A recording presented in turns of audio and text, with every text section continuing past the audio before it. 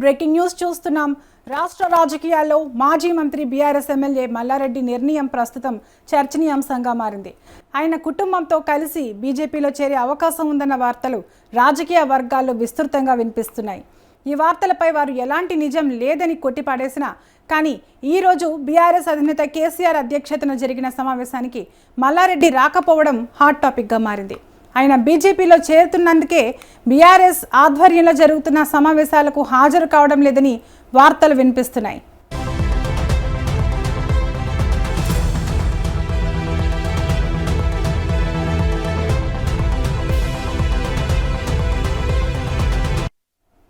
ఎర్రవెల్లి నివాసంలో బీఆర్ఎస్ అధినేత కేసీఆర్ అధ్యక్షతన కీలక సమావేశం జరుగుతుంది. ఈ సమావేశానికి పార్టీ వర్కింగ్ ప్రెసిడెంట్ కేటీఆర్, ప్రధాన కార్యదర్శులు, మండలి, శాసనసభ పక్షాల ఉపనాయకులు పాల్గొన్నారు. వారిలో అసెంబ్లీ డిప్యూటీ ఫ్లోర్ లీడర్లు హరీష్ రావు, సబితా ఇంద్రారెడ్డి, తలసాని శ్రీనివాస్ యాదవ్ తదితరులు హాజరయ్యారు. కానీ ఒక్క మల్లారెడ్డి మాత్రం మీటింగ్కు డుమ్మా కొట్టడం హాట్ టాపిక్ అయింది. దీంతో ఆయన బీజేపీ పార్టీలో చేరుతున్నారనే టాక్ వినిపిస్తుంది.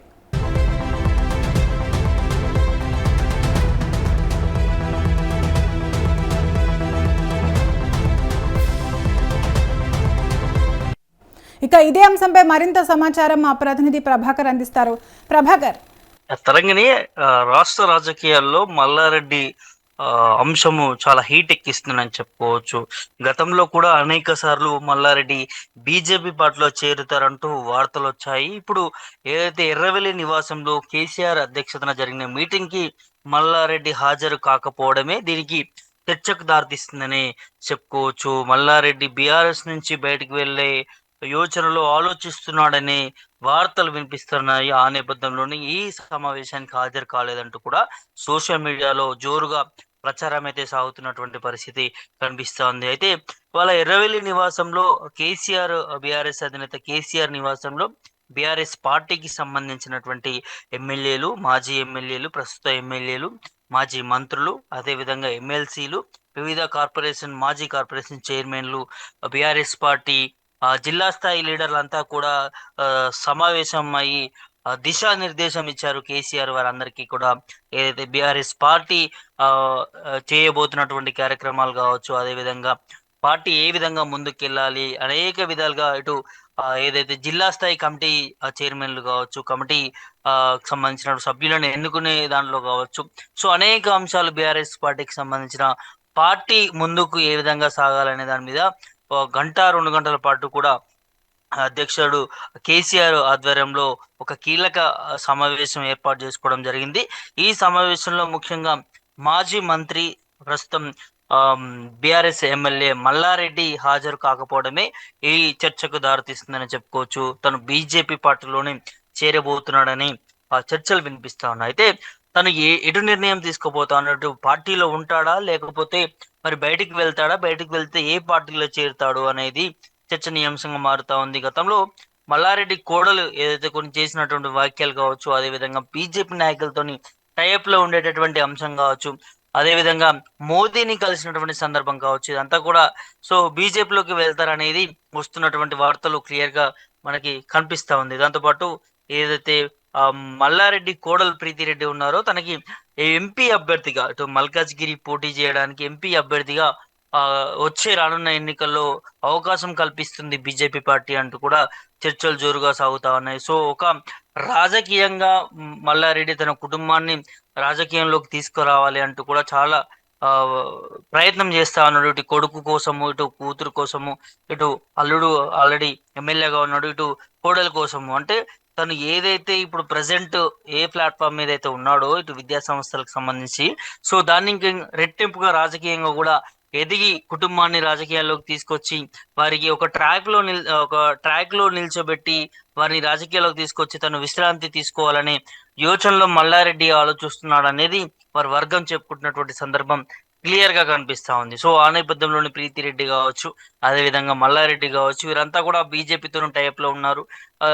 గతంలో ఢిల్లీ వేదికగా కూడా ఇటు సీక్రెట్ గా ప్రధాని మోదీని కూడా కలిసినటువంటి సందర్భం కనిపించింది. ఇదే అంశం మల్లారెడ్డిని అడిగితే తను మర్యాదపూర్వకంగా కలిశాను, ప్రధానిని కలవకూడదా ఎమ్మెల్యేలు అంటూ కూడా తను మాట్లాడుకొచ్చారు. కానీ దీనికి వేరే రహస్య ఒప్పందం ఉంది, సీక్రెట్ గా కలవాల్సినటువంటి అవసరం ఏముందనేది కూడా అనేక దఫలుగా చర్చకు దారినిచ్చినటువంటి సందర్భం చూసాము. గతంలో కూడా ఏదైతే ప్రీతి రెడ్డికి సంబంధించి ఇక్కడ లాల్ దర్వాజా బోనాలకు సంబంధించి ఆ సందర్భంలో ఒక బీజేపీ లీడరు ప్రీతి రెడ్డిని పిలవడం జరిగింది ఆ బోనాలకు సంబంధించి.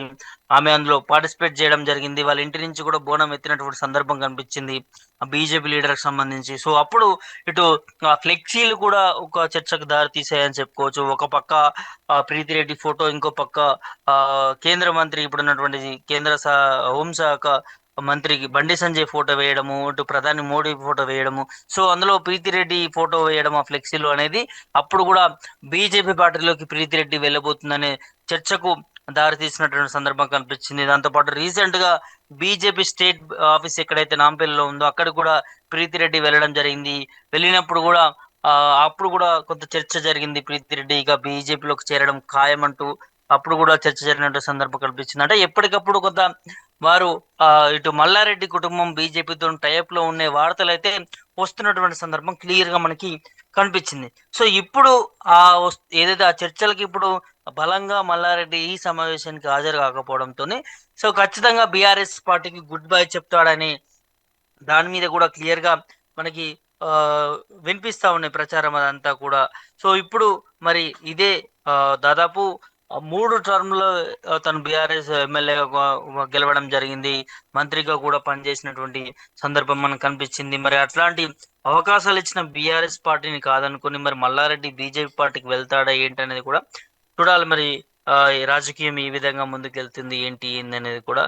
సో మొత్తానికి ఇప్పుడు ఏదైతే సోషల్ మీడియాలో కావచ్చు వస్తున్నటువంటి వార్తలు మల్లారెడ్డి బీజేపీలోకి వెళ్తాడనే దానికి ఇవాళ ఈ సమావేశం ఒక బలంగా చేకూరుందని చెప్పుకోవచ్చు. మరి ఎందుకు రాలేదు ఏంటి, దీన్ని ఇప్పుడు బీఆర్ఎస్ పార్టీ ఏ విధంగా చెప్తుంది ఏందని కూడా చూడాల్సినటువంటి అవసరం ఉంటుంది. ఎందుకంటే గతంలో మోదీని కలిసినప్పుడు బీజేపీ బీఆర్ఎస్ నాయకుడు మల్లారెడ్డి మోదీని కలిసినప్పుడు ఇదే బీఆర్ఎస్ నాయకులు చెప్పారు మర్యాదపూర్వకంగా ప్రధాని మంత్రిని కలవాలి, అట్లాంటి సంస్కారం ఉండాలి, ముఖ్యమంత్రిని కలవచ్చు, ఎవరైనా కలవచ్చు, కలిసినంత మాత్రాన పార్టీలోకి జాయిన్ అవుతారా అని చెప్పినటువంటి ఇదే బీఆర్ఎస్ నాయకులు ఇప్పుడు మరి ఈ దీనికి రాలేదు, దీనికి ఏ సాకు చెప్తారా లేకపోతే ఎట్లా రియాక్ట్ అవుతారనేది చూడాల్సినటువంటి అవసరం ఉంటుంది. అయితే ఒకటి మాత్రం పక్కా ఇక్కడ మల్లారెడ్డి కుటుంబానికి ఒక ఆఫర్ ఇచ్చినట్టుగా తెలుస్తోంది బీజేపీ పార్టీ నుంచి కూడా. కోడలికి ఎంపీ టికెట్, అదేవిధంగా కుమారునికి ఎమ్మెల్యే టికెట్ ఇచ్చే ఆలోచన, మల్లారెడ్డికి ఎమ్మెల్యే టికెట్ ఆలోచన. అంటే ఒక ఇంట్లో ముగ్గురికి నలుగురికి టికెట్లు ఇస్తామని చెప్పి ఒక హామీ ఇచ్చినట్టు, ఇటు లోక్సభ కావచ్చు, అటు పార్లమెంట్ కావచ్చు, సో శాసనసభ కావచ్చు. సో ఇట్లా ప్రత్యేకమైనటువంటి ఒక భరోసా ఇచ్చినట్టుగా తెలుస్తోంది. ఇటు మల్లారెడ్డి కూడా కొంత ఆలోచించుకుంటున్నట్టుగా తెలుస్తుంది. ఎందుకంటే ఇవాళ రాజకీయం ఎటు తిరిగే పరిస్థితి కనిపించట్లేదు. సో ఎటైనా మార్పు కోరుకోవచ్చు ప్రజలు. 10 సంవత్సరాలు బీఆర్ఎస్ పార్టీకి ఇచ్చారు, 5 సంవత్సరాలు కాంగ్రెస్ పార్టీకి ఇస్తున్నారు. రేపు రానున్న భవిష్యత్తులో బీజేపీ పార్టీ అధికారంలోకి వస్తుందా ఏందనేది కూడా కొంత ఆలోచించుకున్నట్లుగా కొన్ని వార్తలు అయితే వస్తా ఉన్నాయి. గతంలో మనం చూసాము ఈటల రాజేంద్ర కూడా బీఆర్ఎస్ పార్టీ నుంచి బీజేపీకి రావడం జరిగింది. అదేవిధంగా కొంతమంది బీఆర్ఎస్ నాయకులు కూడా బీజేపీ పార్టీలో చేరినటువంటి సందర్భం మనకు కనిపించింది. గువ్వల బాలరాజు లాంటి మాజీ ఎమ్మెల్యే నాయకులంతా కూడా బీజేపీ దాంట్లో చేరినటువంటి సందర్భాలు ఉన్నాయి. కాబట్టి ఖచ్చితంగా బీఆర్ఎస్ పార్టీ నుంచి బయటకు వచ్చిన వాళ్ళు బీజేపీలోనే జాయిన్ అయ్యే అవకాశం ఉంటుందని ఒక చర్చ కూడా గతంలో ఉంది. సో ఆ నేపథ్యంలోనే ఇప్పుడు బీఆర్ఎస్ నుంచి మల్లారెడ్డి కూడా ఇటు ఆ బీజేపీ పార్టీలోకి చేరే అవకాశం ఉన్నట్టుగా బలంగా వినిపిస్తా ఉంది తరంగిణి. ప్రభాకర్, ఈ రాజకీయ మార్పులు 2029 ఎన్నికలపై ఎలాంటి ప్రభావం చూపుతాయి? ఖచ్చితంగా ప్రభావం చూపే అవకాశం ఉంటుంది తరంగిణి. ఎందుకంటే ఇవాళ 10 సంవత్సరాల అధికారంలో ఉన్నటువంటి పార్టీకి ఖచ్చితంగా కొంత అసంతృప్తితో చాలా మంది ఉన్నారని చెప్పుకోవచ్చు. ఇటు బీఆర్ఎస్ పార్టీ నుంచి చూస్తే క్లియర్ గా ఇప్పుడు మాజీ ఎమ్మెల్యేలు ఎవరికి కూడా టికెట్ ఇవ్వని పరిస్థితి కనిపిస్తా ఉంది. రీసెంట్ గా బీఆర్ఎస్ అధ్యక్షుడు కేసీఆర్ కూడా ఒకటి చెప్పడం జరిగింది.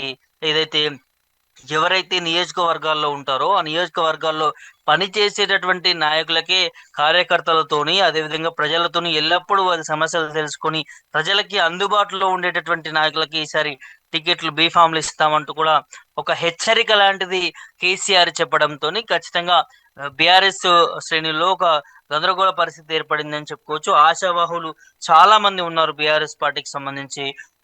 ఖచ్చితంగా ఎవరైతే టికెట్ బీఫామ్ రాని వారు ఉంటారో వారంతా కూడా బీజేపీ పార్టీలోకి చేరే అవకాశం ఉంటుంది. ఆ చేరిన తర్వాత అక్కడ నుంచి ఖచ్చితంగా వారికి ఆ టికెట్ ఇచ్చే అవకాశం ఉంటుంది కాబట్టి అక్కడ నుంచి పోటీ చేసే అవకాశం మెండుగా కనిపించే అవకాశం ఉంది. అయితే బీజేపీ పార్టీలో చేరితే రానున్న 2029 ఎన్నికల్లో బీజేపీ పార్టీ కొంత పుంజుకునే అవకాశం కనిపిస్తా ఉంది. సో క్యాడరు మెరుగైనదిగా కనిపిస్తా ఉంది. అదే విధంగా ఇటు ప్రజలకు సంబంధించి కూడా 10 సంవత్సరాలు బీఆర్ఎస్ కి, 5 సంవత్సరాలు కాంగ్రెస్ కి, మరోసారి బీజేపీ పార్టీకి కూడా ఇస్తే డబుల్ ఇంజన్ సర్కార్ అని ఏ విధంగా అయితే బీజేపీ నాయకులు గతంలో తీసుకొని వచ్చారో గత ఎన్నికల్లో కూడా ఇప్పుడు కూడా బలంగా తీసుకుపోయే అవకాశం ఉంటుంది కాబట్టి సో ఖచ్చితంగా బీజేపీ పార్టీకి కొంత పైచేయి సాధించే అవకాశం ఉన్నట్లుగా తెలుస్తోంది. ఇప్పుడున్నటువంటి సమీకరణలు అదంతా చూస్తే కూడా సో బీజేపీ పార్టీ ఇప్పుడు దాదాపు 6 నుంచి 8 సీట్లు వచ్చాయి. రానున్న ఎన్నికల్లో అవి పదుల సంఖ్యలో వచ్చే అవకాశం ఉంటుంది. ఆ, ఇంకా ఇంకా గట్టిగా పనిచేసే బీజేపీ పార్టీ అధికారాన్ని కూడా దక్కించుకునే అవకాశం ఉండే ఆ, మెండుగా కనిపిస్తున్నాయి. ఎందుకంటే ఇప్పుడున్న పరిస్థితుల్లో ప్రజలు ప్రతిసారి ఒక పార్టీకి 10 సంవత్సరాలు 15 సంవత్సరాలు ఇచ్చే యోచన ఖచ్చితంగా లేదని చెప్పుకోవచ్చు. తెలంగాణకు సంబంధించి ఖచ్చితంగా ప్రజలు మార్పు కోరుకుంటున్నారు, కొత్త పార్టీ కోసం చూస్తున్నారు. అది కేంద్రంలో ఉన్నటువంటి బీజేపీ పార్టీ లాంటి అది ఇక్కడ తెలంగాణలో అధికారంగా వస్తే డబుల్ ఇంజన్ సర్కార్ అవుతుంది కాబట్టి సో ఖచ్చితంగా బీజేపీకి కొన్ని పై చేయి సాధించే అవకాశం ఉండే పరిస్థితి కనిపిస్తా ఉంది తరంగిణి. ప్రభాకర్, ఈ బీజేపీ ఆపరేషన్ ఆకర్ష్లో మల్లారెడ్డి కుటుంబం కీలక టార్గెట్ ఎందుకైంది?